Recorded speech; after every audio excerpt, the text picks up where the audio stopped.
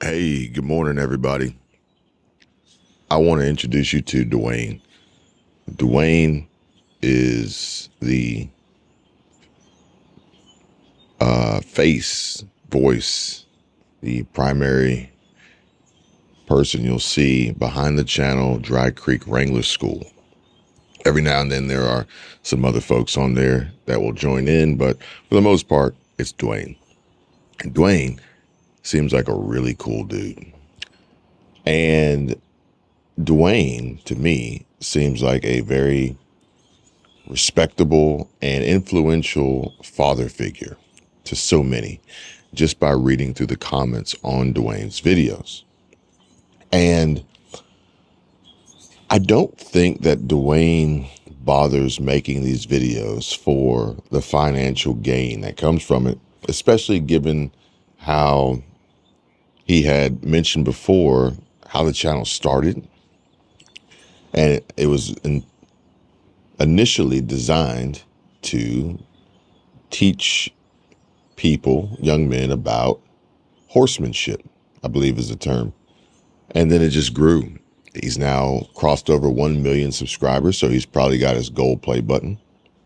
And he doesn't seem to be bothered by trends or focused on trends or chasing trends or virality or internet fame or clout or anything like that. He just seems like a really cool dude who knows who he is, and also knows that there's a lot to this life and world that he is sharing his experiences of for others to benefit from. I believe this is it's a non-selfish or a selfless charitable donation to the world from his content, from his videos. And the connection that he makes is it's organic, it's legit, it's real. And it's just refreshing to see happening on YouTube. YouTube is a interesting place. It is a business place for sure. If the money wasn't there to be made, then YouTube wouldn't exist. But I think that it's important that content exists for those who could really use it and need it in a way that would help improve their lives, especially from the perspective of connecting with someone on the other side of the camera or the other side of the screen or other side of your phone or your computer, laptop, tablet, who you feel like reminds you of someone, is familiar, or you trust, or you value, and their thoughts and opinions and suggestions or whatever it may be, or even advice. And that's refreshing. That's refreshing.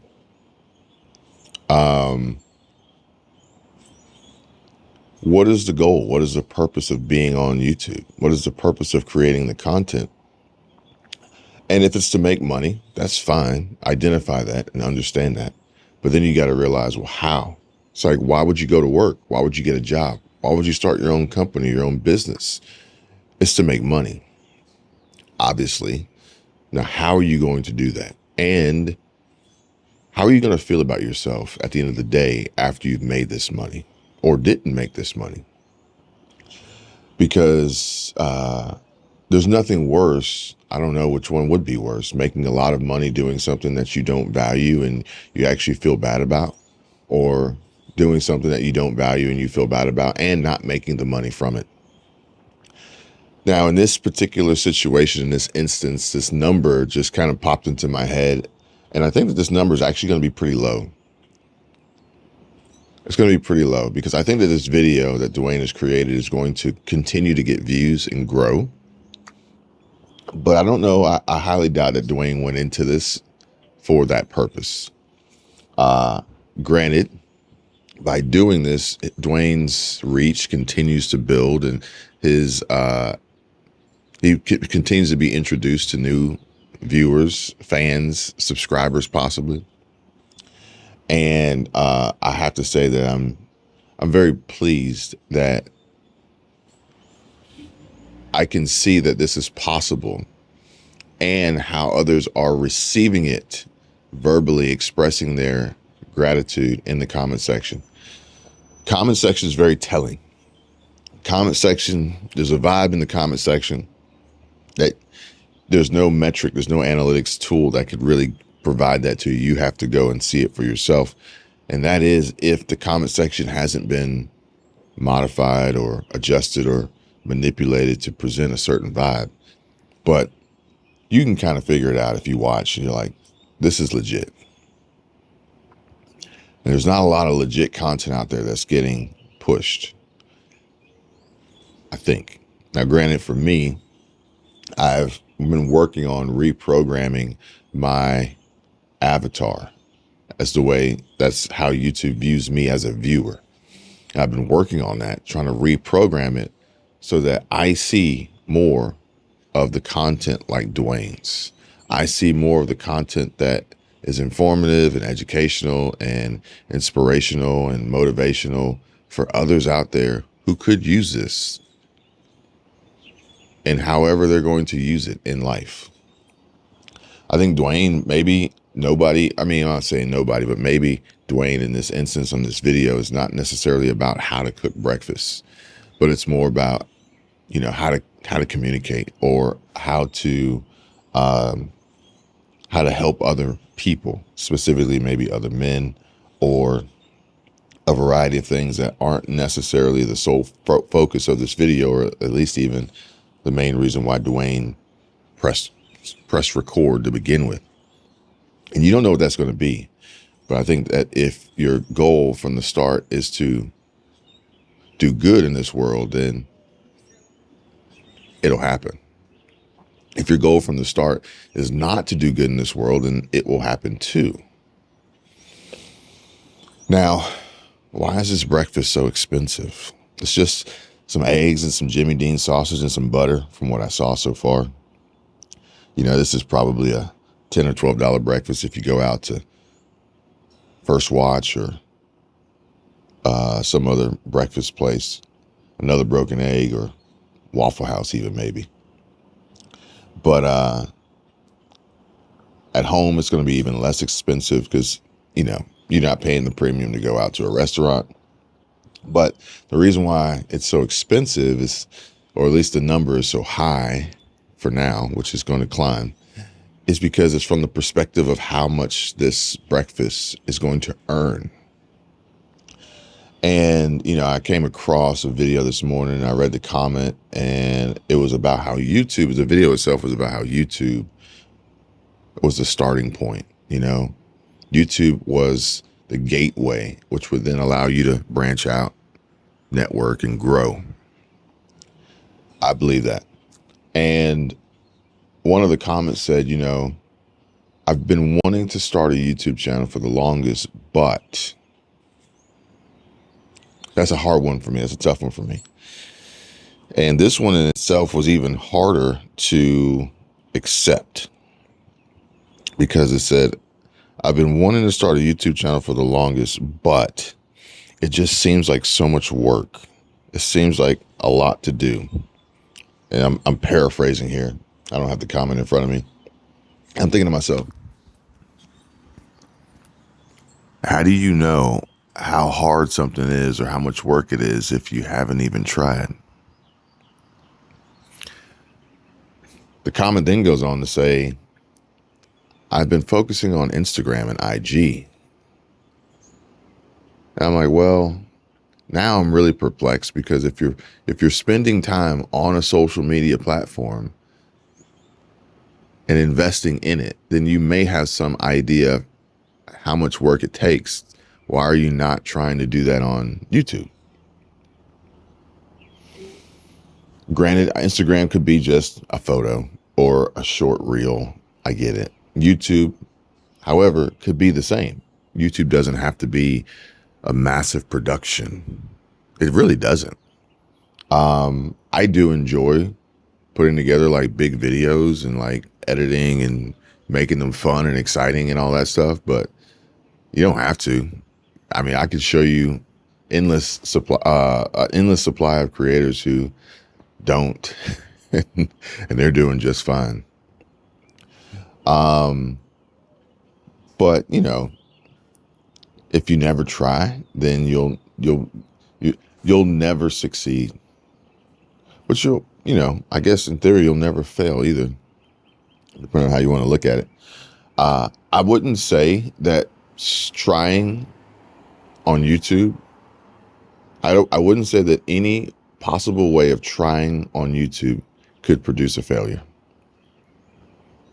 Can't. It just can't.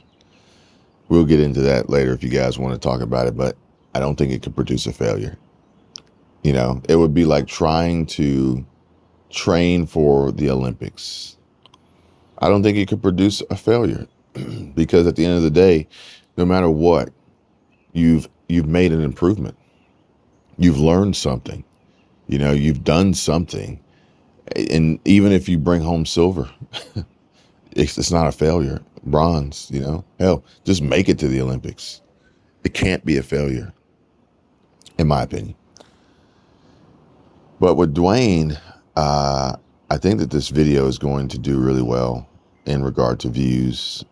And the views don't really matter. They really don't. But it's just an interesting anecdote to make this analogy and the connection to for those who are thinking about starting and need a little bit of motivation or a little bit of a push or boost or inspiration or just insider intel to let them know what's on the other side.